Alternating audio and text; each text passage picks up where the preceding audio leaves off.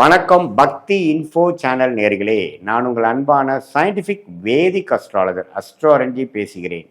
நல்லது நினைப்போம், நல்லதே நடக்கும். இந்த வீடியோவில் நம்ம என்ன பார்க்க போறோம்னா, மகர ராசிக்காரர்களுக்கு 2026 ஜூலை மாதம் எத்தகைய ஒரு பலாபலன்கள் நிறைந்த ஒரு மாதமாக இருக்க போகிறதுங்கிறத சயின்டிஃபிக் வேதிக் அஸ்ட்ராலஜி முறையில், அறிவியல் சார்ந்த இந்திய வேத ஜோதிட முறையில் எதையும் மிகைப்படுத்தாமல், பரிகாரங்கள் அது மாதிரி மூட நம்பிக்கையெல்லாம் போகாமல் உள்ளது உள்ளவாறு அடுத்த வரக்கூடிய காலங்கள் எப்படி மகர ராசிக்காரர்களுக்கு இருக்க போகிறது அப்படிங்கிறத துல்லியமாக மிகைப்படுத்தாமல், அந்த ஒளி தத்துவம் எப்படி செயல்படுகிறது, நம்ம கர்ம வினை எப்படி அந்தந்த நேரத்தில் நம்ம கண் முன்னாடி சாதகமான சம்பவங்களாகவும் சாதகமற்ற சம்பவங்களாகவும் எப்படி உருவெடுக்க போகிறது, எந்த மாதிரி ஒரு டைம்லைன்ஸ் இருக்குது அப்படிங்கிறத நாம் மகர ராசிக்காரர்களுக்கு இந்த வீடியோவில் துல்லியமாக பார்க்க போகிறோம்.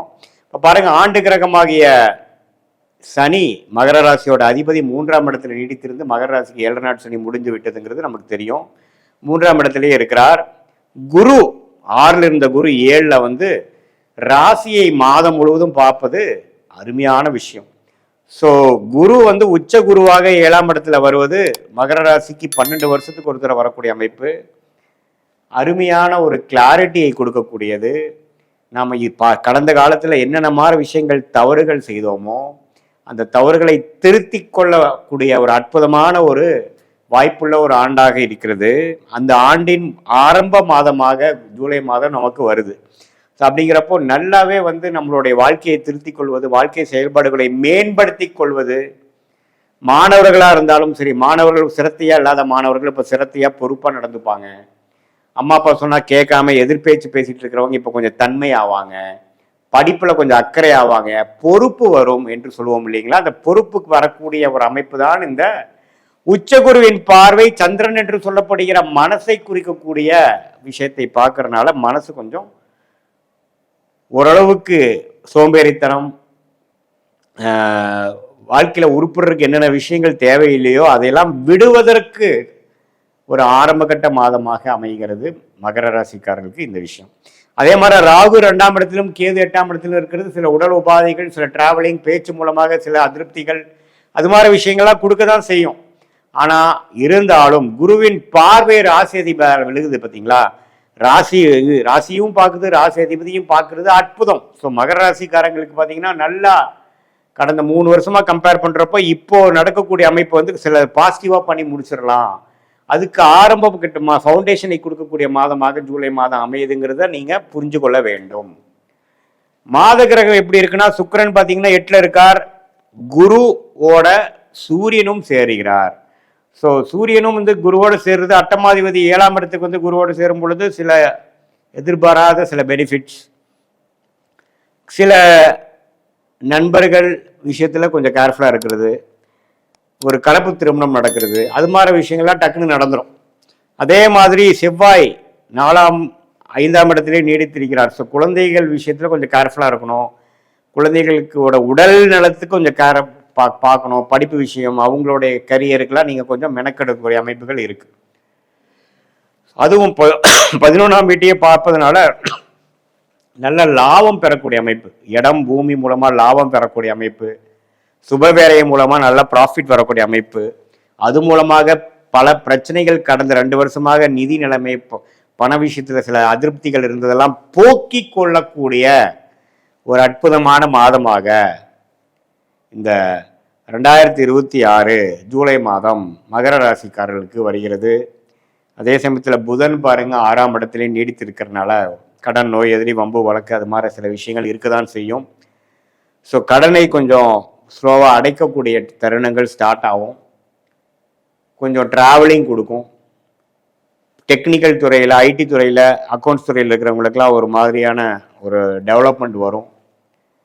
இது மாதிரியான விஷயங்கள்லாம் உள்ளடக்கிய ஒரு அற்புதமான ஒரு மாதமாக மகர ராசிக்காரர்களுக்கு 2026 ஜூலை மாதம் வருகிறது. ஸோ இது கோச்சார் அமைப்பில் நல்ல ஒரு பெனிஃபிட்டுங்க. ராசி அதிபதியும் ராசியையும் குரு பார்க்குறார்.